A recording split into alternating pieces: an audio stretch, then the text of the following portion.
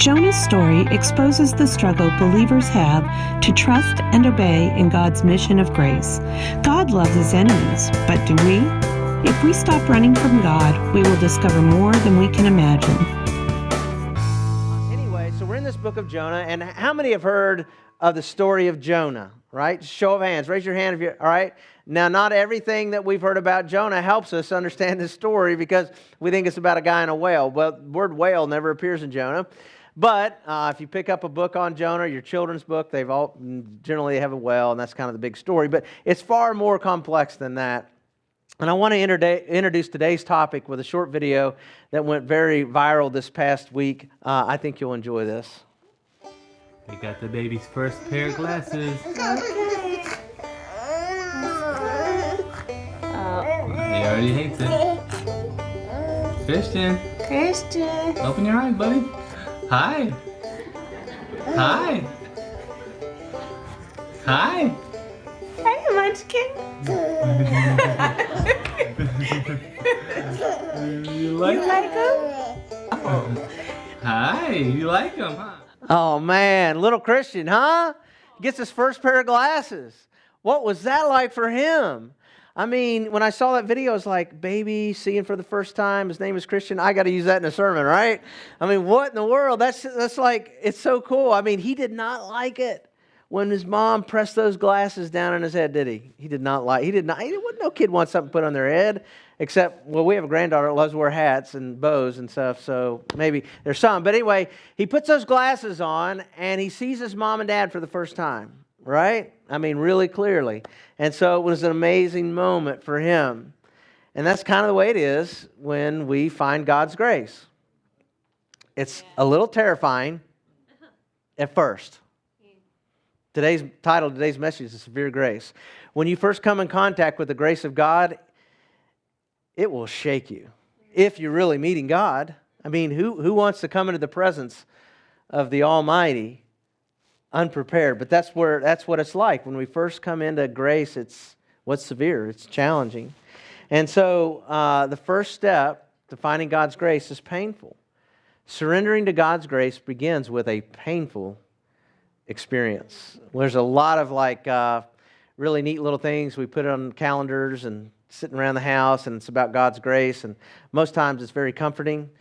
But in the story of Jonah, when Jonah meets God's grace, it's anything but comforting. It's nasty. It's It's like, man, I can't believe I'm here. Now, you may never connect pain to grace, but the Old Testament does that many times, as well as the New Testament. But in the Old Testament, we have these books of the prophets. There are 15 books that we call the books of the prophets.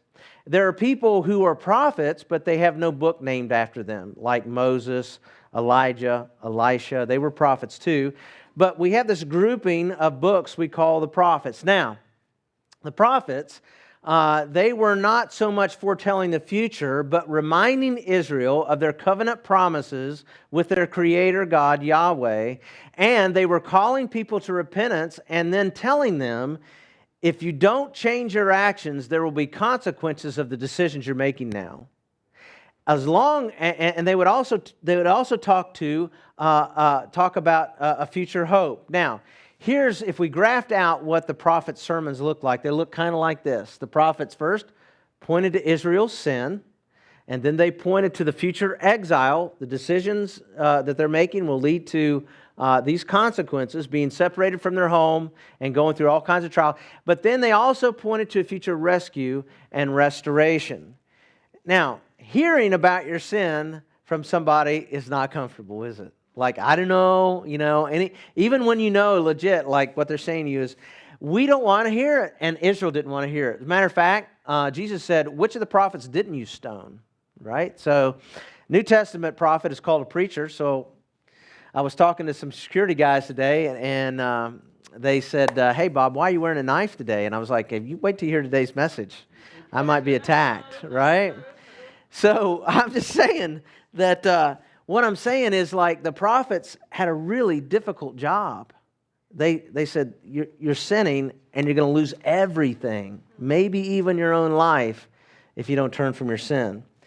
So the prophet's role was that he would tell them about this, but he would also talk about a future remnant. he would also talk about that there's going to be a moment where God restores Israel. He's going to restore them. And now in this, what we've been talking about these weeks, we're talking about a guy who rebelled against God. He went into exile, right? And then he's given the opportunity for future restoration. Jonah, his life represents the story of Israel, right? Jonah's that guy. He is a representation. His life is a representation of a big chunk of Israel's history that rebelled against God. Something very difficult happened to them. They met God's grace in a terrible moment, and then they're given the opportunity for future hope. And so the other prophets picked up on Jonah's story, both before the exile to Babylon in 587 BC and after. And so let me show you one of these. So we read from Jeremiah. Jeremiah is the prophet that is there when Nebuchadnezzar first comes down to Babylon and destroys Jerusalem and carries off all the Israelites back to his homeland. Nebuchadnezzar, king of Babylon, has devoured us. He has thrown us into confusion. He has made us an empty jar like a serpent. He has swallowed us and filled his stomach with our delicacies, and then he has spewed us out.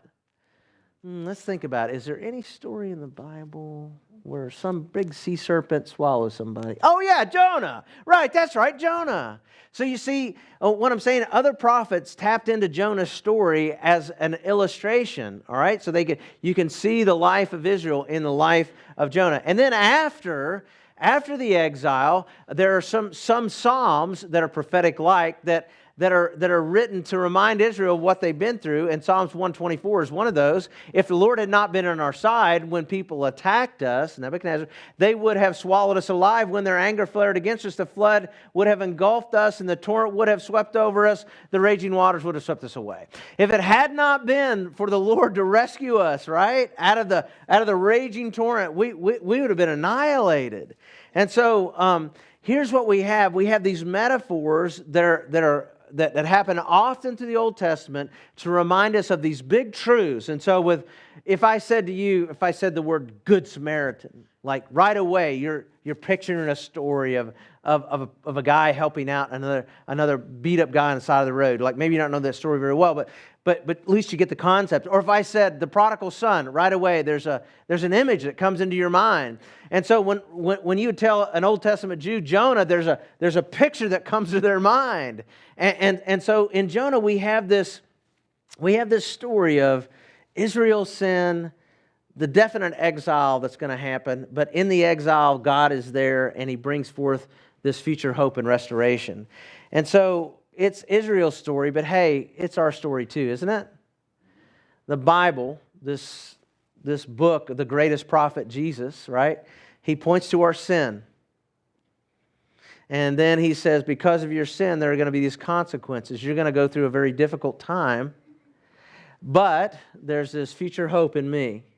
So what I'm saying is, like when we look at Jonah, we're kind of looking at ourselves. We're seeing this pattern play out in our own lives. And so last week, Jonah ran from God, got on a ship, went to Timbuktu, 2,652 miles of where he was supposed to go. He's going in the opposite direction. God intercepts him on his journey, causes a big storm. He's thrown overboard, and a fish swallows him, okay? So this is the story we've been talking about. But when we think about Jonah, we think we should be thinking about us as well. So I'm going to ask you, if this is true of you, the statements I'm about to make, that you would repeat the words "me too" when I give you the cue, all right? So this is the cue, all right? So if this is true of you, Jonah ran from God. I ran from God, right? Me too, right? He was judgmental towards others. Me too. All right? His disobedience brought him to a dark place in his life. Me too. Do you see Jonah's story is kind of like a lot like our story? And what we're going to be talking about today is like when a person first comes to that moment of understanding the weight of their disobedience and meeting God. It's called severe grace. It is not pleasant. It's very difficult. It's a very difficult moment. So we're going to take a deeper look into the exile. So here's what we read. And they threw Jonah they took Jonah and threw him overboard, and the raging sea grew calm. The anger of God, the wrath of God was real. And if you've ever been in an ocean on a small craft and it's raging seas, it is not a very comfortable place to be. But that's Jonah's first interception of God's grace. He's thrown overboard, right? He's tossed into the sea. Now, many people today would find the wrath of God or the anger of God repulsive. Like I don't want an angry God, I want a loving God. Well, God's both, actually. God is love, but one of His characteristics is that He has anger, just like you and I. And God is where the buck stops, okay? So God has to bring justice because He's the giver of truth. And so there's going to be accountability for everything done wrong, every lie, every action, every unrighteous act has to be dealt with. And God's going to bring His anger upon those who've committed that unless they know Jesus Christ. That's the good news. So a lot of people find His anger repulsive, but I don't know why, because in our own culture we celebrate it. We have movies all about it. So I grew up with people in the movies who were bringing justice to unrighteous criminals. Does anybody remember Dirty Harry? Whew, make my day, right? We love it. We're like, yeah, that's right, get those bad guys. And then there's Liam Neeson, right? The movie Taken, right? Taken 1. We like that so much, they made Taken 2, right? So here we have this guy who's bringing justice against these unrighteous bandits, right? Terrible people. And then most recently we have Denzel Washington, right, in The Equalizer, and we liked it so much we made another one, Equalizer 1 and 2, right? And so we have this guy, he just goes after the bad guys, and I mean, he gets, and we're sitting there inside, we're like, I don't know if you watch those movies, but I tend to sometimes, and what I'm saying is I'm sitting there thinking, if anybody ever did that to my family, I want to be. And I'm not that bad, but you get what I'm saying? I know some bad people, and they're in the room right now. And so don't mess with me. So what I'm saying is that we celebrate justice being meted out against the unrighteous, don't we? We do it in our culture. So when God does it, we're like, oh, no, we can't do that. Oh, yes, He has to do that because He's holy. So every unrighteous act has to be dealt with. And that's where Jesus comes in. He's the interceptor of all of God's wrath so that we can be righteous people, right? So that we can be called righteous. You might not even think yourself righteous, but when you know Christ, you're righteous and you're living in His cloak, in His righteousness. All right, so anyway, in Jonah, we have this pattern revealed right here at the beginning where one man is thrown overboard to rescue everybody in the ship. Right? Jonah goes overboard and the sea goes calm. Cool, I like that. It's setting up an image for us of the scapegoat, of the one person that will take care of the anger of God. And so Jesus points to Jonah when they're asking for a sign. They say, just look at Jonah and you'll know what I'm talking about. And so from Mark 10:45 we read this, for even the Son of Man did not come to be served, but to serve and give His life as a ransom for many.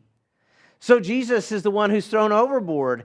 He's the image of the scapegoat. And so back in Israel's worship on the Day of Atonement, they would take a goat and they would symbolically, the high priest would lay his hand symbolically on the head of the goat, and they would run him out of city Jerusalem proper and run him over an embankment to kill him, right, or just send him out.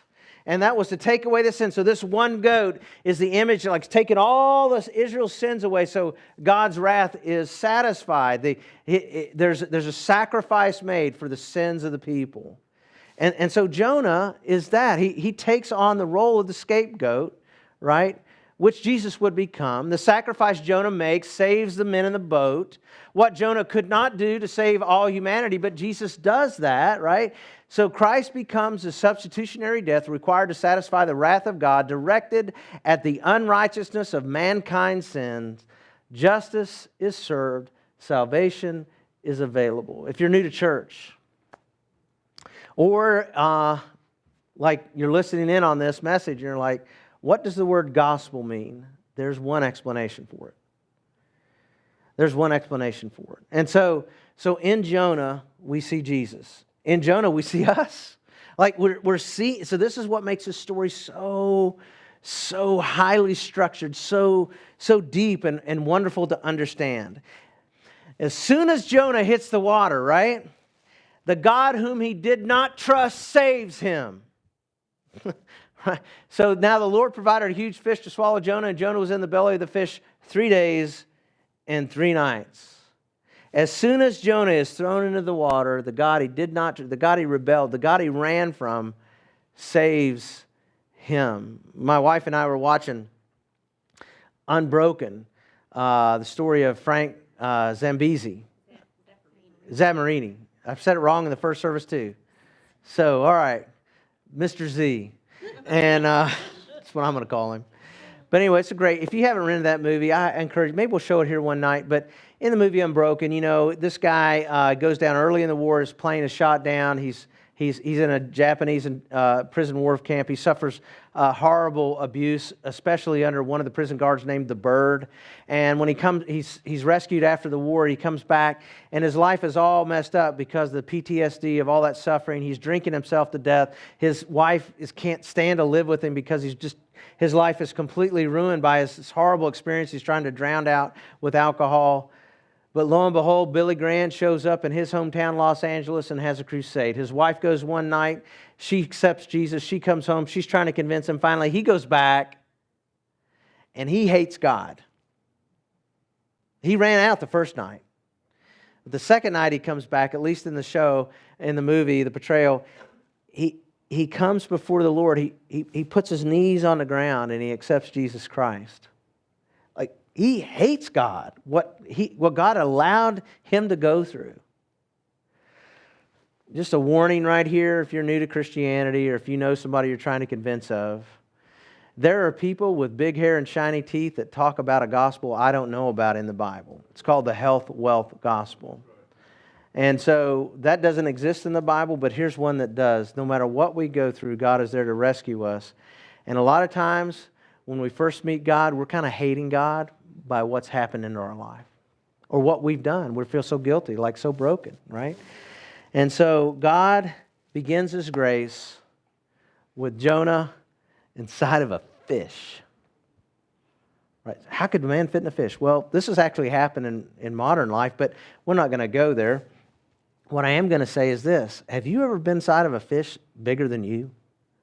When I worked for AEP, we used to have divers that would go down to the bottom of Smith Mountain Lake Dam and check for cracks in the dam and inspect it. They have to do that every so often. And one of the guys was telling a story about he's not going back because he turned his head down there and there was a catfish bigger than he was. Right? Like, I don't know about you, but like when I'm in the lake or the pond and one of those little sunfish comes up and it's like chewing on my freckles or your toes, have you ever had that happen? All right. You can be honest here, right? Be transparent. It kind of freaks you out. Like, whoa, what was that? Right? And I've seen big men just jump up out of the water. Like, whoa, what was that? Right? And so then one time we were out where these Stingray Island, on this cruise excursion thing. And my wife actually kisses a stingray, right? And that's when I began to doubt, like, did I marry the right woman? But anyway, just saying, I'm not getting close to that stingray. Honey, you want to kiss him? That's cool, man, but not me. And or a dog, but let alone like a fish that swallows you. Like, how terrifying that must have been. And that's where Jonah met grace. See, grace, when you first meet it, when you first meet God's grace, it's terrifying. Because you're in the hands of an angry God who's got a plan to take care of that wrath in His own self, in Jesus. And so God, He appoints or provides. You might have an ESV, it says He appointed a fish. NIV, He provided a fish. That word appears at least 4 times in the book of Jonah. Later on, Jonah gets hot, and so God appoints a plant to grow up, a shade vine to grow up and cover him because his prophet is suffering from the sun. But then his prophet is so angry that Nineveh is repenting, and he's so mad at God that God appoints a worm to take the vine down. And so what we see here, the author of the book does not want us to miss what's going on here, that God is bringing things into a person's life that will bring suffering so that they might find His grace. Did you hear what I just said? This is not a comfortable sermon. This is one of those times where we're like, I want to know God, I want to know His grace, but it's uncomfortable when we first come face to face with it. So, God may allow, or He may cause, does it make any difference? Bad things to come into your life so that you find Him. Some people say He causes it all. I don't think He causes it all. Some people says He allows it. I think He does. Some even say that He might just use whatever happens and its effects we don't know about. Only God. Does it matter? No, it doesn't matter. What matters is you're in the middle of some nasty fish and you're meeting God's grace at the same time, right? So God brings these painful experiences of exile before restoration by His grace. That's what you got to see here. This book's going to shift in focus after this week. So, but what I don't want you to miss is that the painful experience precedes the grace. The painful experience, we call it exile, we call it the belly of a fish, we call it being broken, but this is what precedes us. I once nearly drowned in a farm pond. It was a terrifying experience. I cannot imagine the terror that must have taken hold of Jonah. I can't think anything more terrifying than that. But this fish is the exile for Jonah where he meets God's grace. In that dark place, he worships God. And so,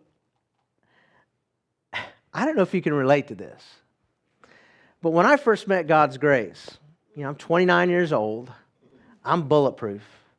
Nobody's telling me what to do, but my life is a wreck. And I meet Jesus through the Gospel of John.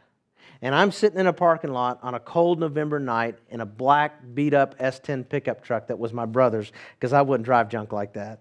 And I'm just joking. It's a joke. That's a joke. Hopefully he'll watch this sermon. But I remember sitting there and feeling so swallowed up by God. I mean, tears are coming down my eyes, snot's coming out my nose.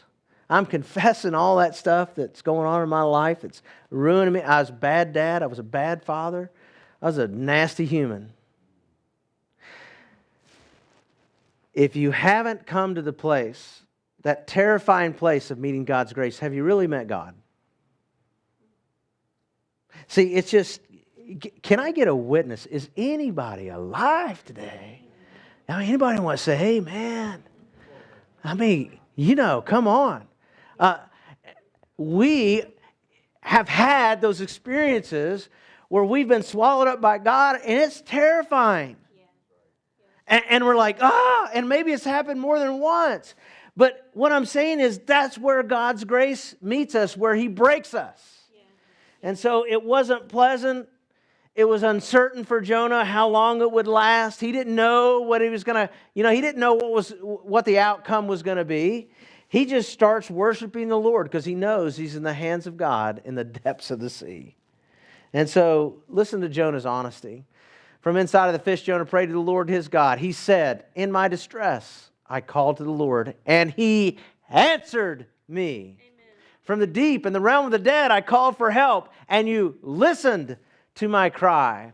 You hurled me into the depths, into the very heart of the seas, and the currents swirled about me. All Your waves and breakers swept over me. I said, I have been banished from Your sight, yet I will look again toward Your holy temple. Severe grace. Severe grace.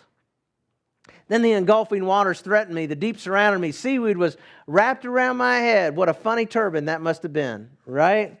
And then the roots of the mountains I sank down to. The earth beneath barred me in forever. But You, Lord my God, brought my life up from the pit. When my life was ebbing away, close to death, right? I remembered You, Lord, and my prayer rose to You, to Your holy temple.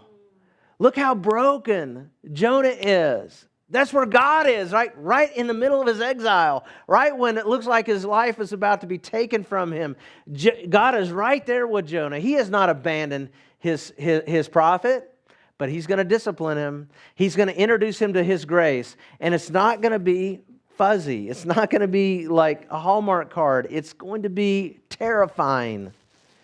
And so, remember this metaphor that's throughout the first part of Jonah. Jonah leaves his home and he goes down to Joppa. He gets on the boat. He goes down into the boat. The boat goes to sail. He goes down in the belly of the boat and he begins to pray and he goes down into a deep, deep sleep. And then he's tossed overboard and he's swallowed by a fish and he goes down, down, down, down, down. He goes all the way down both physically and spiritually that you can go, down to the depths of the sea. And guess who he meets right there? God and his grace. I'm just saying, man. Have you been there?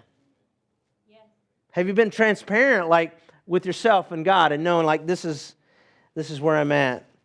So he's seeking God's presence now. He's not running anymore.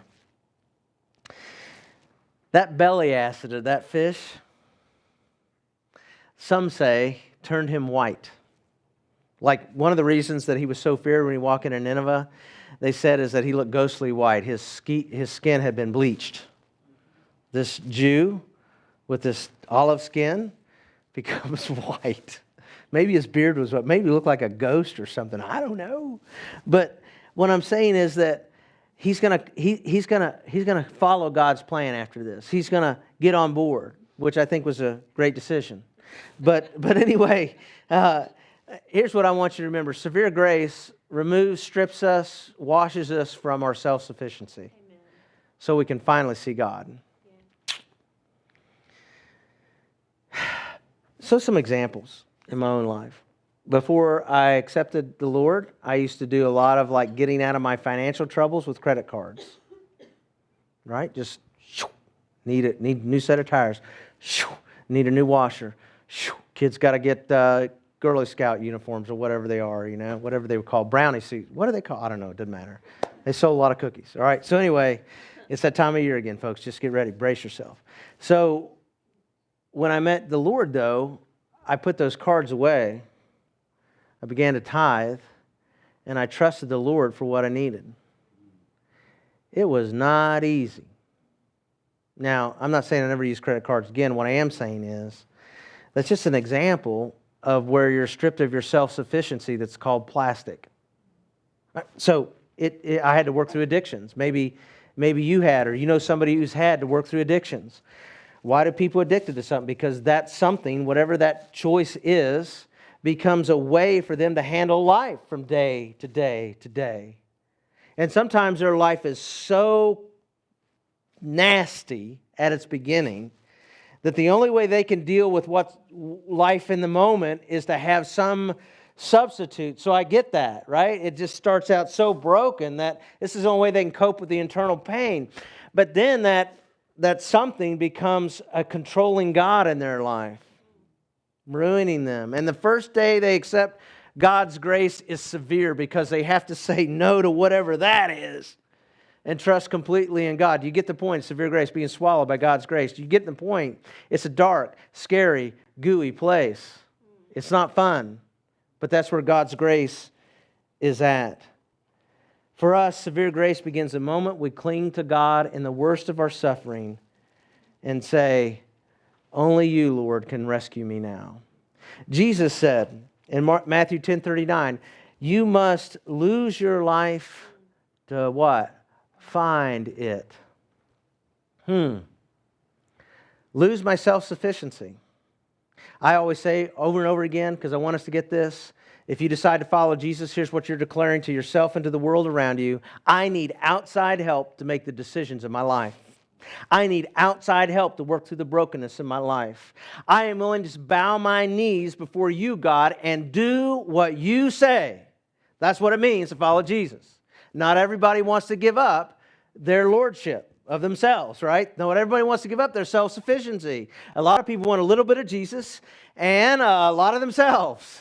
And God, would you come over here? I'm building a little kingdom. Would you come over here to my kingdom and help me build my kingdom? And God says, it doesn't work that way. You got to forfeit your kingdom and come to my kingdom, and mine's way better than yours. Trust me. And so this is what's going on here. And so Jonah is found out. Right? On the ship, he's like, it's my fault. Throw me overboard. He confesses. Now, I don't know exactly what's going on in his head, but what I do know is this, that he's found out so he can find God. He lets himself be exposed to the sin in his life so these other people might be saved. We had Kairos Ministry up here. They're a prison ministry, and they were recruiting people to help out in Green Rock. And if you want to know more about that, I'd love to give you a DVD and show you about that. But anyway, there was a guy in the video that said, had it not been for me going to prison, I would have not met Kairos, and I would have not met God. So what I'm saying is, like, you have to be found out to find God. And this is what happens to Jonah. So surrendering to God's grace begins with this painful experience. And what I'm going to ask you to do is something different than we've done in the past. Like, we're coming to invitation time. We're coming to a conclusion. And some of you are like, way, good, this is great. I want to get out of here.